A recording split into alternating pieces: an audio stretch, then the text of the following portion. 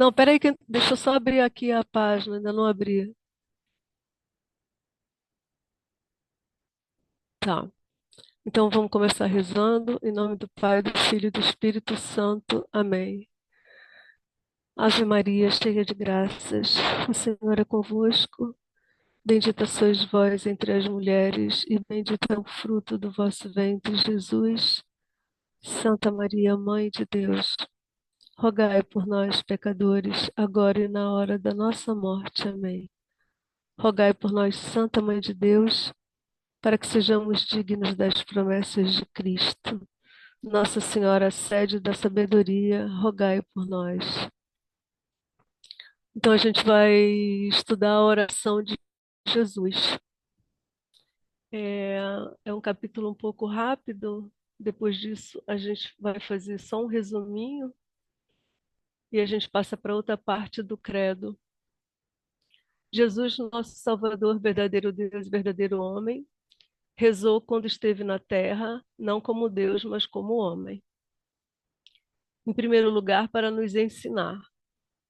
Ia sempre para um local deserto e silencioso e ficava muito tempo em oração diante do Pai.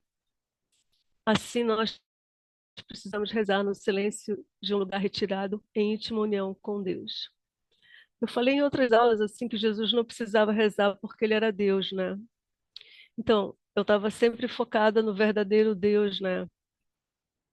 E quando eu fui estudar esse capítulo, a oração de Jesus, claro que ele rezou como o verdadeiro homem, não esquecendo que ele nunca deixa de ser as duas coisas juntos, né? Porque ele está unido eternamente, né, na união hipostática, a união das duas naturezas que são indissolúveis.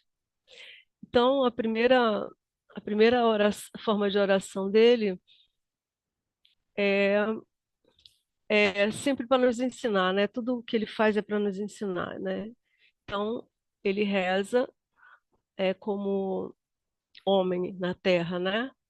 Então, ele pede ao Pai, né? Porque ele está na visão beatífica. Então, nessa hora, ele, verdadeiro homem, é unido a Deus, mas na visão beatífica, né?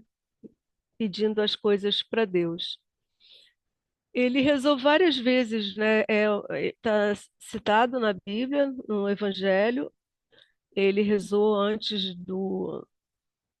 de escolher os apóstolos. Claro que ele já sabia quem eram, né? Mas ele de novo nos ensina, né? E também quando ele reza pelos apóstolos, ele faz uma oração especial, porque essas pessoas escolhidas por ele vão ser as colunas da igreja, né? Do começo de tudo. Então, é, a oração dele é muito importante para eles. É uma oração de intercessão como o verdadeiro mediador, né? E, e nosso pontífice, porque ele é, recebeu tudo pelos méritos, né, da morte dele na cruz, né? Ele fez uma oração muito interessante no por si mesmo no Horto das Oliveiras. É uma oração de súplica, é uma oração condicional. Ele fala, se é possível, né? Ele pede ao Pai, se é possível, afasta de mim esse cálice. Ele, no entanto, ele sabia que essa oração dele não ia ser atendida, né? E então, por que que ele faz essa oração? É por duas coisas, né, que o padre Garrigou Lagrange nos ensina. É que ele sabia que não ia ser atendido, mas ele faz essa oração de toda maneira, né? Então, está escrito aqui, ele nos ensina que é permitido exprimir a dor inerente à nossa natureza, né? É tipo assim, quando a gente está crucificado, a gente aceita, mas a gente pode expressar a Deus, né? Assim, que nós estamos sofrendo, né?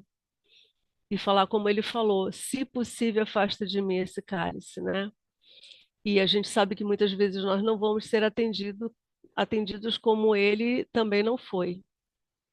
Mas a gente pode expressar a nossa dor quando nós estamos passando por alguma provação muito grande, né? Por alguma dor muito grande. Ele também rezou assim para mostrar que ele era verdadeiro homem, né?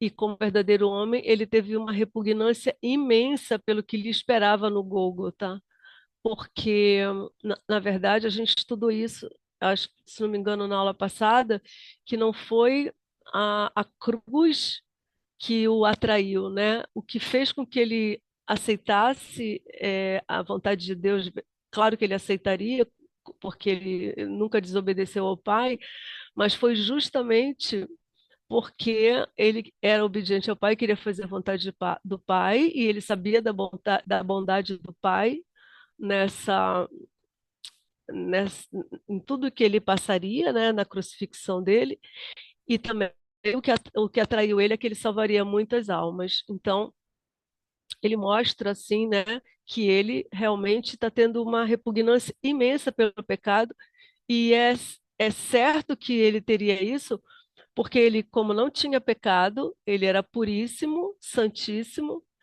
diviníssimo, então ele não tem como querer o pecado em si, né? É, porque como a gente aprende, né? Deus ama o pecador, mas não ama o pecado. Então ele não, para ele é uma coisa insuportável mesmo, né? Porque ele tem que ter contato com uma coisa que não pertence a ele, que pertence a nós, que é o pecado.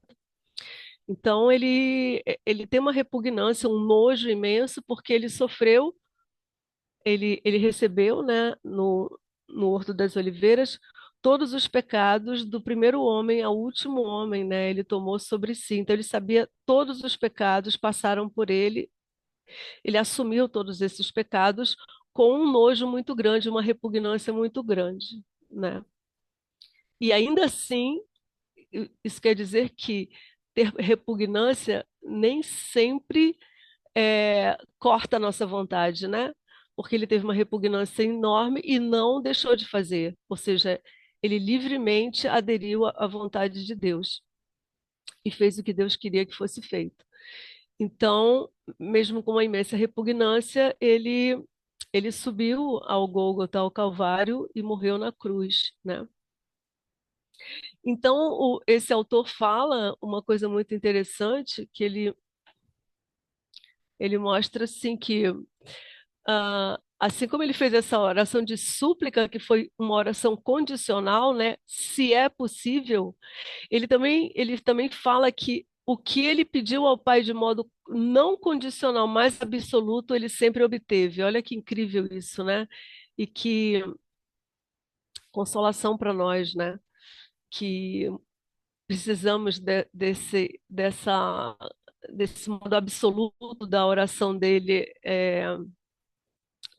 Ser agradável a Deus e dele obter para nós, né, as graças que nós precisamos para nos salvar.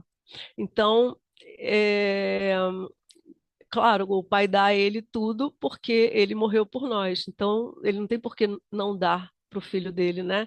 O Pai só não dá quando alguém não quer, né? Quando a pessoa não quer, aí ele não tem como, né? Porque ele precisa da liberdade da alma para que as coisas sejam eficazes, né? Então, tudo que ele pediu de modo absoluto, não condicional, ele obteve, né? Então, por exemplo, a conversão de Pedro, ela foi seguida de sua infalível intercessão, pois como único mediador e pontífice, algumas graças específicas foram obtidas por meio da sua oração. Então, esse autor, o padre Garrigou Lagrange, fala que aquelas conversões todas que aparecem no Evangelho, de Maria Madalena, enfim, todas aquelas conversões que aparecem no Evangelho, elas foram obtidas pela intercessão dele, né? Ou seja, ele já colhia os frutos daquilo que aconteceria, né, na cruz, e o Pai já dava para ele essas conversões, né? Uma antecipação do Calvário, daquele homem que era um, um soldado, né? Que fala, Senhor, eu não sou digno que entres em minha casa, né? Que a gente repete isso na missa, né? Ele se converteu também, né? A conversão de São Pedro, né? Que São Pedro traiu Jesus, né? E que depois ele fala, né, Pedro, eu rezei por ti, né? Então é muito interessante essas conversões e essas orações que ele faz para pessoas específicas que aparecem no Evangelho, né? Ele também nos ensinou a rezar o Pai Nosso, né? Que se a gente pudesse meditar assim a grandiosidade do que é o Pai Nosso, né? Que é a oração perfeita, né? Saída dos santos lábios de Jesus, né? Quando eles pedem, né? Senhor, ensina-nos a rezar, né? Então ele dá essa oração, né? Para nós rezarmos e até hoje nós rezamos, né? Também antes da sua paixão, ele fez a oração sacerdotal